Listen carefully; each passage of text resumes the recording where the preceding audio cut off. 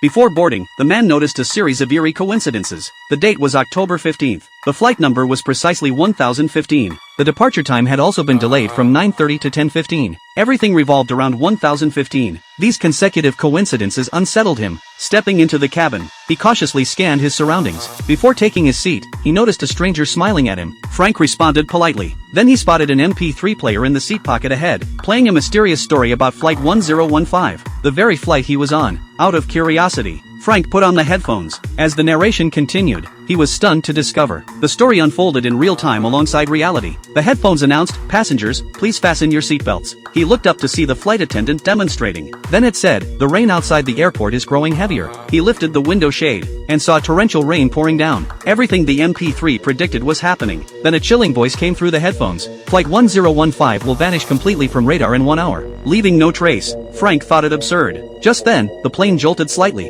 The plane officially took off. Meanwhile, the MP3 began discussing the mystery of the plane crash. It first mentioned Captain Donald. Coincidentally, the captain was making an announcement at that very moment. Frank paused the playback. He asked the passenger next to him if the captain's name was Donald. The other person looked completely bewildered, having not paid attention to the announcement at all. Frank couldn't help but share the eerie content from the MP3, and asked the passenger to listen along. The passenger immediately left in disgust. Frank put his headphones back on. The recording mentioned a bird strike at 10:21. The time on the clock suddenly jumped to 10:21. A violent crash echoed through the cabin. Frank leapt from his seat. He frantically tossed aside his headphones. Terror flooded his mind. He rushed into the lavatory, trying to calm himself, but the plane then flew smoothly. The other passengers seemed unaware of any impact. Frank suspected he had hallucinated. After fastening his seatbelt, he called a flight attendant to ask if a bird had struck the plane. The attendant replied impatiently, "Birds are impossible at this altitude." He insisted on confirming with the captain, but was only told to be quiet. The argument drew stares from nearby passengers, so Frank dropped the matter. As the flight attendant walked away, the man who had greeted him earlier suddenly sat behind him